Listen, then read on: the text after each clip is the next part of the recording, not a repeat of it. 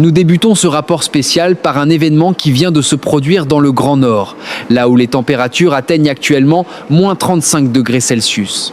Mais les tensions géopolitiques sont bien plus brûlantes que n'importe quel réacteur nucléaire. À exactement 3h15 du matin, dans le secteur sud de l'île Bert, l'unité 30 Commando 9 groupe SRS, l'unité d'élite absolue des Royal Marines britanniques, a émis son dernier signal de détresse avant de perdre totalement toute communication. Alors qu'elle déployait une station d'observation électronique passive à l'aide des véhicules de reconnaissance sur Negelink, le système d'alerte précoce de l'unité a été soudainement submergé par des ondes de brouillage large bande provenant d'une source de guerre électronique d'une puissance extraordinaire. Immédiatement après, une impulsion micro-ondes à haute puissance localisée a balayé la zone, neutralisant les circuits électroniques et les systèmes optiques exposés des véhicules. Le signal de bouclier brisé fut transmis juste avant que l'ensemble des équipements électroniques ne soient calcinés et que toutes les communications ne soient définitivement coupées. Au même instant, à 40 mètres au sud, le système de détection acoustique distribué de l'OTAN, déployé le long des fonds marins, signalait lui aussi une série d'anomalies critiques. Les ingénieurs de Bruxelles confirmèrent immédiatement qu'il ne s'agissait nullement d'une défaillance technique. Les données microsismiques révélèrent que le câble à fibre optique stratégique reliant la station d'alerte précoce norvégienne avait été sectionné aux coordonnées 76, degrés 30 minutes nord, 19 degrés 45 minutes et, soit exactement entre l'île Bert et le continent norvégien. Mais ce qui glaça le sang au Pentagone fut le dernier signal sonar enregistré. Il ne produisait pas les bruits moteurs caractéristiques des sous-marins de classe Yasen M ou Borei. Sa signature acoustique affichait une fréquence extrêmement basse, inférieure à 70 décibels, se fondant parfaitement dans le bruit ambiant des courants océaniques arctiques, le rendant totalement invisible au sonar conventionnel. En d'autres termes, un fantôme colossal venait de se glisser silencieusement sous les défenses britanniques sans laisser la moindre trace. Mais de quoi s'agissait-il exactement ? Tandis que l'OTAN se trouvait plongée dans une confusion totale, la marine américaine réagit d'une manière que personne n'avait anticipée. Elle venait d'activer discrètement une arme qui dormait sous les glaces depuis un temps indéterminé, une décision audacieuse et risquée qu'aucun expert militaire n'aurait cru possible. Au Centre technique de renseignement conjoint de l'OTAN, les spécialistes de la guerre électronique venaient de décoder avec succès le dernier paquet de données transmis par l'unité 30 Commando. Les résultats de l'analyse spectrale dressaient un tableau terrifiant. L'unité de reconnaissance britannique avait été neutralisée par un complexe d'armes combinées coordonnées avec une précision à la microseconde. Les signatures électroniques confirmèrent que la source du brouillage large bande correspondait au système RL 257 Krasuka 4, capable d'aveugler des avions de surveillance à une distance de 300 km, tandis que l'impulsion micro-ondes à haute puissance qui avait détruit leurs équipements provenait d'un système de lancement vertical installé à bord d'un brise-glace de classe Ivan Papanin. La triangulation situa la source à 50 km à l'est de l'île Bert, coïncidant avec la trajectoire du navire de renseignement de classe Yuri Ivanov, projet 18280, qui avait secrètement quitté la péninsule de Kola 48 heures auparavant. À 5h30, l'agence de presse russe TASS diffusait un bref communiqué indiquant que la flotte du Nord conduisait des opérations de routine en eaux internationales. Mais les données de renseignement en source ouverte et les images satellites militaires confirmèrent que le Yuri Ivanov n'opérait pas seul.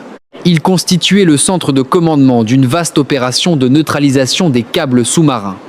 Mais la question fondamentale demeurait, pourquoi Moscou avait-il choisi ce moment précis pour agir ? Selon les analyses des stratèges militaires, la réponse réside dans 3 calculs stratégiques du Kremlin. Premièrement, il s'agit d'une frappe préemptive visant directement l'opération Arctic Sentry de l'OTAN, lancée ce jour même avec pour mission de déployer des aéronefs Puita Poséidon et de poser des réseaux de capteurs de Svalbard à Tromsø.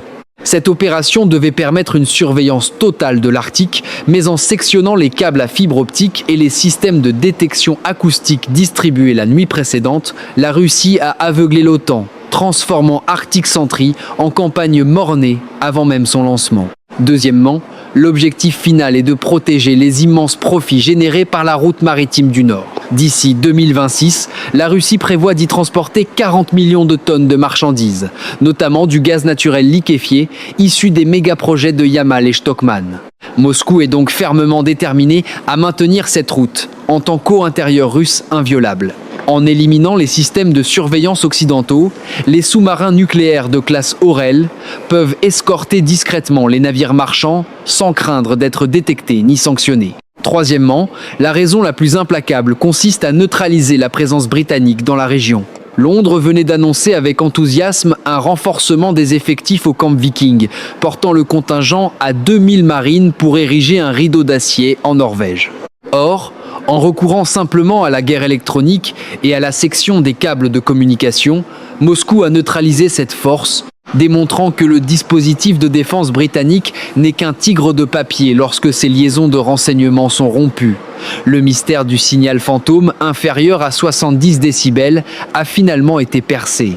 Des experts en hydroacoustique l'ont identifié comme la signature du projet 10831, également connu sous le nom de l'Oshari KAZ-12, et ces engins n'opèrent pas seuls. Ils agissent en formation d'essaim à une profondeur de 600 mètres pour sectionner les câbles, anéantissant totalement la conscience du domaine maritime de l'OTAN. Le résultat était sans équivoque. L'unité 30 commando se trouvait isolée, le dispositif défensif s'était effondré et le rideau d'acier britannique était officiellement devenu un piège. La Grande-Bretagne et l'OTAN se trouvent dans une situation des plus précaires, mais pensez-vous qu'elles puissent renverser la situation? Si oui, commentez oui ci-dessous. Revenons sur le terrain des opérations. Ayant perdu tout contact avec les stations avancées de l'île Bert, le commandement stratégique britannique fut contraint d'activer son plan d'urgence de défense côtière. Incapables de combattre dans un état de cécité informationnelle totale, ils décidèrent de transformer la côte norvégienne en un mur d'acier impénétrable. Les plus de 2000 Royal Marines du camp Viking reçurent l'ordre de se déployer en formation de combat de niveau brigade, établissant un rideau défensif le long des étroits fjords du Finnmark. Des équipes anti-chars armées de missiles Henlo et des unités de défense aérienne Starstreak haute vitesse verrouillèrent tous les points de débarquement potentiels, prêtes à écraser toute force russe qui oserait s'approcher du littoral. Cependant, à 6h précise, la Russie démontra que la pensée défensive britannique centrée sur les tranchées était totalement dépassée. Plutôt que de débarquer des troupes, la flotte du Nord intensifia la guerre électronique à un niveau stratégique sans précédent. Depuis les brise-glaces de classe Ivan Papanin ancrées près de la limite de la zone économique exclusive, le système de guerre électronique Mourmansk BN fut activé à pleine puissance, créant un dôme d'interférence couvrant une superficie de 5000 km². Les conséquences furent immédiates et dévastatrices. Au quartier général du camp Viking, les positions des troupes commencèrent à osciller de manière erratique sur les écrans tactiques, avec des erreurs de positionnement bondissant de quelques mètres à 15 km. Les drones de reconnaissance Watchkeeper, qui servaient Dieu à l'artillerie britannique, perdirent le contrôle immédiatement après le décollage et s'écrasèrent automatiquement contre les flancs enneigés des montagnes. Même les véhicules de reconnaissance Lynx, progressant profondément dans les terres, virent leur système de guidage neutralisé, se retrouvant bloqués dans des tempêtes de neige sans carte numérique. Refusant d'accepter une défaite humiliante sur terre, la Royal Navy décida de lancer une contre-offensive dans l'environnement, où la Russie se montrait la plus confiante, les grands fonds marins. Le navire de surveillance océanique polyvalent RFA Proteus, un fleuron entré en service en 2025, pénétra discrètement dans la zone avec pour mission de traquer la flotte Locharik et de rétablir le câble à fibre optique. Il déploya un essaim de véhicules sous-marins autonomes Cetus Mark 39, opérant de manière indépendante comme des chiens de chasse électroniques à une profondeur de 1000 mètres. Plutôt que d'utiliser un sonar passif pour écouter, le commandant décida de dévoiler ses cartes en ordonnant au drone Cetus d'activer simultanément des balayages sonars actifs à flanc large. Les puissantes impulsions sonores déchirèrent le silence de l'océan Arctique, cartographiant les fonds marins en temps réel. Le pari se révéla gagnant lorsque les capteurs thermiques détectèrent des points chauds inhabituels aux coordonnées 76 degrés 30 minutes nord. Les images sonars confirmèrent la présence de 3 mini-sous-marins nucléaires Locharik, accompagnés d'une flotte de drones de soutien équipés de bras robotiques pour interférer avec le câble à fibre optique.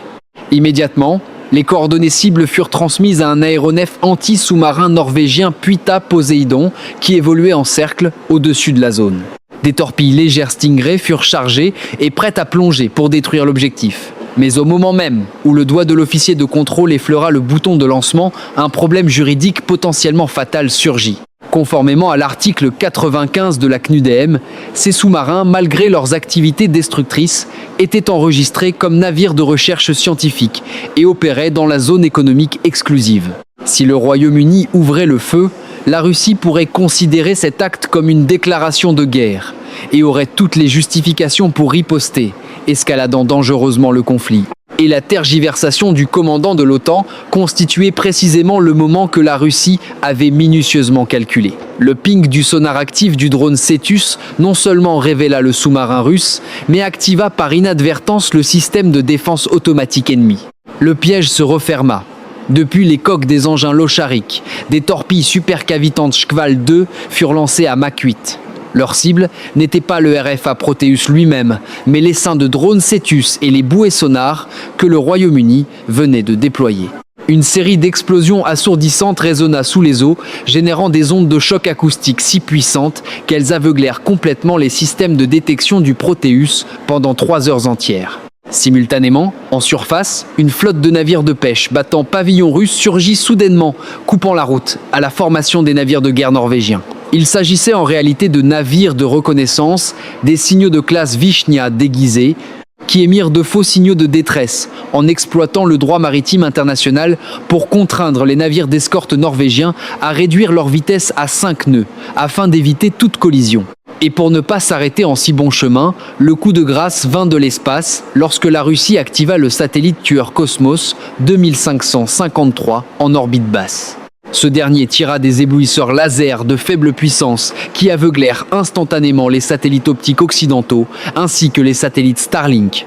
L'OTAN fut plongée dans une cécité absolue. Impossible de voir les fonds marins. Les navires de surface étaient immobilisés et les images satellites depuis l'espace étaient perdues. La Russie avait remporté une victoire absolue dans la zone grise sans tirer une seule balle sur des soldats de l'OTAN.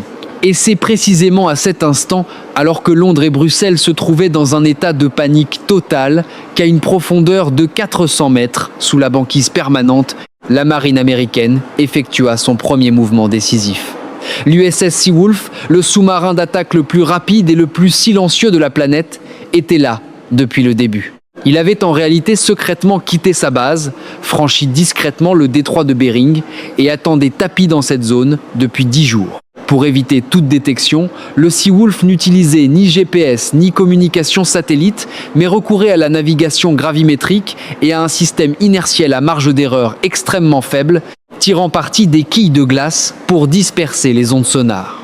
Le Seawolf s'approchait silencieusement de la péninsule de Kola, le bastion nucléaire de la flotte du Nord russe. Mais sa mission n'était pas de mener une attaque destructrice, banci de pratiquer une guerre psychologique. L'USS Seawolf déploya secrètement 5 leurres M439 Cetus et des émetteurs HACPAL avancés. Lorsqu'ils furent activés, ces dispositifs émirent des sons simulés et des signaux électromagnétiques reproduisant parfaitement la signature d'une flotte entière de sous-marins d'attaque de classe Virginia ouvrant leur tube de lancement. Vertical. Sur les écrans de commandement russes à Mourmansk, des dizaines de cibles rouges vifs apparurent soudainement, encerclant la base et portant la panique à son paroxysme. Les États-Unis avaient mis en œuvre une tactique de diversion stratégique, forçant la Russie à choisir entre poursuivre sa pression sur les forces britanniques en Norvège ou retirer toutes ses forces pour protéger son arsenal nucléaire. Reconnaissant la menace imminente, la Russie décida de tout miser en activant le champ de mines intelligent de fond marin PMK-2 et en déployant des bombardiers stratégiques TU, un 6-0 pour larguer des bouées sonars de détection. L'USS Seawolf gisait désormais immobile, tous les moteurs coupés, dérivant librement sous l'épaisse banquise. En cas de détection, il deviendrait la cible de centaines de torpilles. Sans autre issue, le commandant de l'USS Seawolf prit la décision la plus audacieuse de sa carrière, exécuter une manœuvre de brise-glace pour faire surface. Les moteurs rugirent et le bâtiment de 9000 tonnes s'élança à la verticale à une accélération maximale, sa proue en alliage d'acier perçant 3 mètres de glace compacte. L'USS Seawolf surgit majestueusement à la surface, se positionnant en plein milieu de la formation des navires de reconnaissance russes à une portée à bout portant de moins de 400 mètres. Immédiatement, les tubes du système de lancement vertical contenant 50 missiles Tomahawk s'ouvrirent en grand, signal ultime que les États-Unis étaient en mesure de détruire la flotte russe instantanément. Sur la fréquence internationale ouverte, la voix froide du commandant américain affirma la liberté de navigation et avertit de toute représaille en cas d'action hostile. 15 minutes d'une tension extrême s'écoulèrent, les navires légers de reconnaissance russes se trouvant totalement impuissants face à la puissance de feu d'un sous-marin nucléaire d'attaque à si courte portée. L'ordre de désescalade finit par arriver de Moscou. Les navires russes commencèrent à faire demi-tour et à regagner leur base. Le système de brouillage Murmansk BN fut désactivé et les écrans de l'unité 30 commando ainsi que du Camp Viking se rallumèrent. La liaison du câble à fibre optique fut sécurisée pour réparation. Mais il ne s'agissait nullement d'une victoire glorieuse et elle avait été obtenue à un prix très élevé. Pour sauver leurs alliés britanniques, les Américains avaient été contraints de dévoiler leur atout maître, le Seawolf, ainsi que sa capacité à opérer profondément sous la glace, un secret jalousement gardé depuis des décennies. La Russie perdit cette manche, mais elle collecta l'intégralité des données audio et tactiques émises par le sous-marin américain. La partie d'échec arctique n'en est qu'à sa première manche, et avec la stratégie Arctic Sentry de l'OTAN sur le point d'être déployée, cette poudrière est appelée à exploser avec encore plus de violence. L'OTAN a-t-elle vraiment remporté la victoire? Ou est-ce précisément ce que la Russie souhaitait? Exposer la véritable puissance des États-Unis.